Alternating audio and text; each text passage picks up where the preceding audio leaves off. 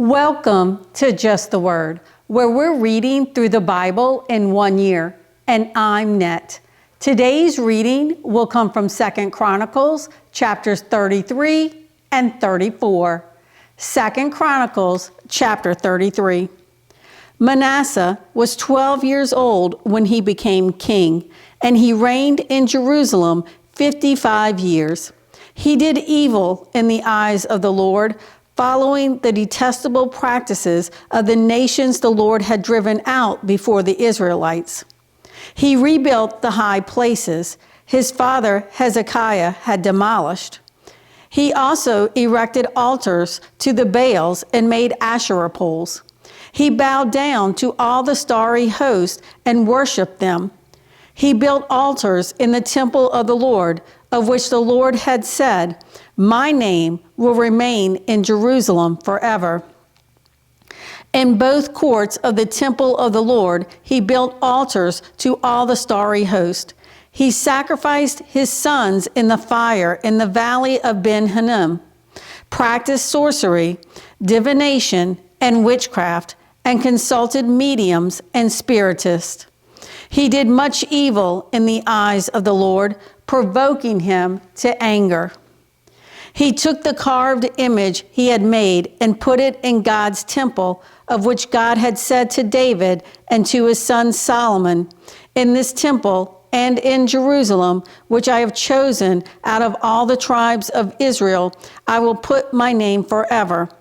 I will not again make the feet of the Israelites leave the land I assigned to your forefathers, if only they will be careful to do everything I commanded them concerning all the laws, decrees, and ordinances given through Moses." But Manasseh led Judah and the people of Jerusalem astray, so that they did more evil than the nations the Lord had destroyed before the Israelites. The Lord spoke to Manasseh and his people, but they paid no attention. So the Lord brought against them the army commanders of the king of Assyria, who took Manasseh prisoner, put a hook in his nose, bound him with bronze shackles, and took him to Babylon. In his distress, he sought the favor of the Lord his God, and humbled himself greatly before the God of his fathers. And when he prayed to him, the Lord was moved by his entreaty and listened to his plea. So he brought him back to Jerusalem and to his kingdom. Then Manasseh knew that the Lord is God. Afterward, he rebuilt the outer wall of the city of David, west of the Gihon spring in the valley, as far as the entrance of the fish gate, and encircling the hill of Ophel. He also made it much higher. He stationed military commanders in all the fortified cities in Judah. He got rid of the foreign gods and removed the image from the temple of the Lord, as well as the altars he had built on the temple hill and in Jerusalem. And he threw them out of the city. Then he restored the altar of the Lord and sacrificed fellowship offerings and thank offerings on it, and told Judah to serve the Lord, the God of Israel. The people, however, continued to sacrifice at the high places, but only to the Lord their God.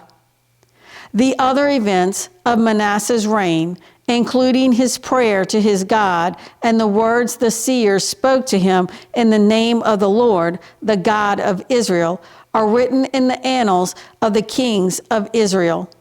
His prayer and how God was moved by his entreaty, as well as all his sins and unfaithfulness, and the sites where he built high places and set up Asherah poles and idols before he humbled himself, all are written in the records of the seers.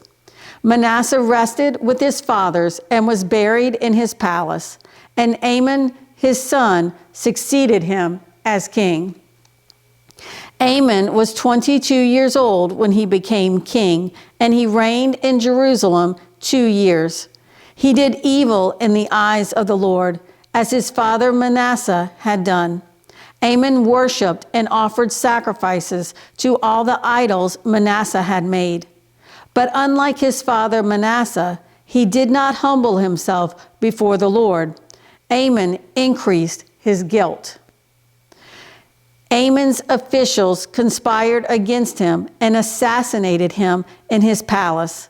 Then the people of the land killed all who had plotted against King Amon, and they made Josiah, his son, king in his place. 2 Chronicles chapter 34. Josiah was 8 years old when he became king, and he reigned in Jerusalem 31 years.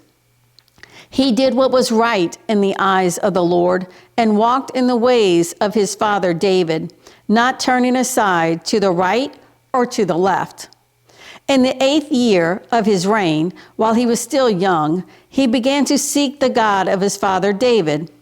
In his 12th year, he began to purge Judah and Jerusalem of high places, Asherah poles, carved idols, and cast images. Under his direction, the altars of the Baals were torn down. He cut to pieces the incense altars that were above them and smashed the Asherah poles, the idols, and the images.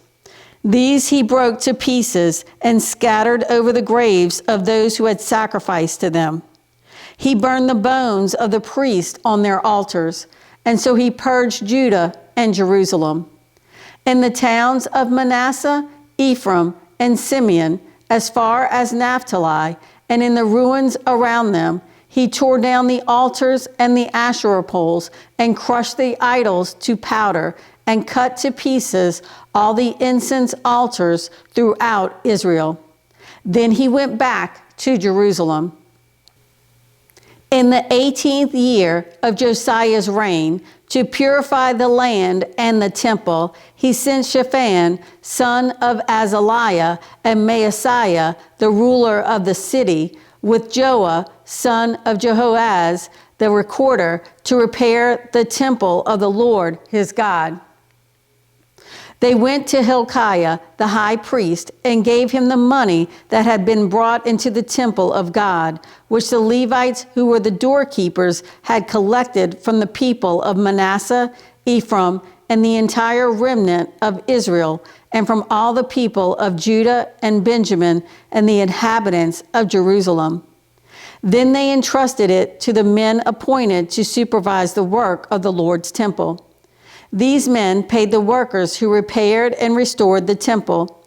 They also gave money to the carpenters and builders to purchase dressed stone and timber for joist and beams for the buildings that the kings of Judah had allowed to fall into ruin.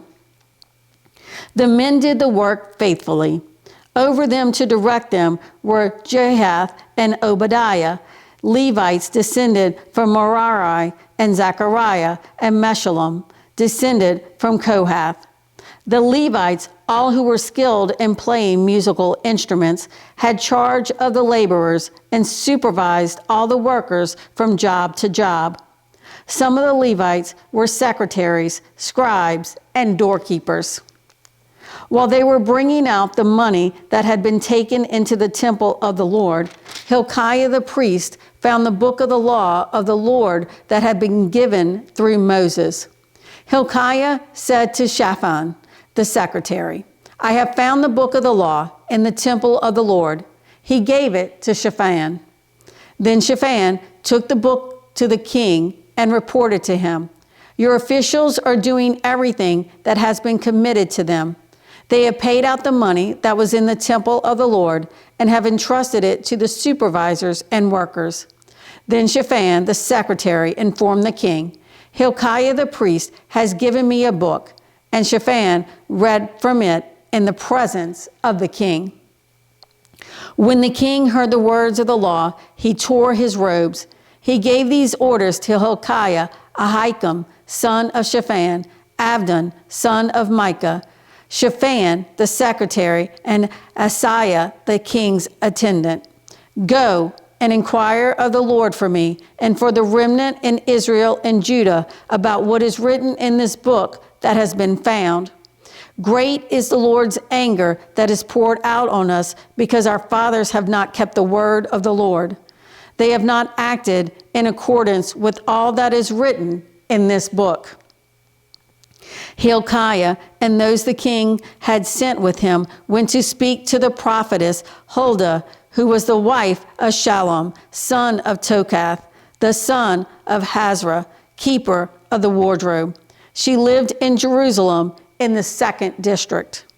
She said to them, "This is what the Lord, the God of Israel, says. Tell the man who sent you to me, this is what the Lord says. I'm going to bring disaster on this place and its people.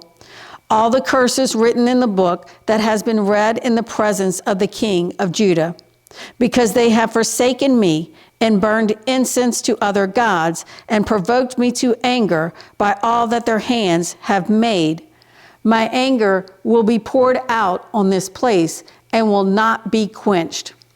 Tell the king of Judah, who sent you to inquire of the Lord, this is what the Lord, the God of Israel, says concerning the words you heard. Because your heart was responsive and you humbled yourself before God when you heard what he spoke against this place and its people, and because you humbled yourself before me and tore your robes and wept in my presence, I have heard you, declares the Lord. Now I will gather you to your fathers, and you will be buried in peace. Your eyes will not see all the disaster I am going to bring on this place and on those who live here." So they took her answer back to the king. Then the king called together all the elders of Judah and Jerusalem. He went up to the temple of the Lord with the men of Judah, the people of Jerusalem, the priests and the Levites, all the people from the least to the greatest. He read in their hearing all the words of the book of the covenant, which had been found in the temple of the Lord. The king stood by his pillar and renewed the covenant in the presence of the Lord, to follow the Lord and keep his commands, regulations, and decrees with all his heart and all his soul, and to obey the words of the covenant written in this book. Then he had everyone in Jerusalem and Benjamin pledge themselves to it. The people of Jerusalem did this in accordance with the covenant of God, the God of their fathers. Josiah removed all the detestable idols from all the territory belonging to the Israelites, and he had all who were present in Israel serve the Lord their God. As long as he lived, they did not fail to follow the Lord, the God of their fathers. Thanks for joining Just the Word. See you tomorrow.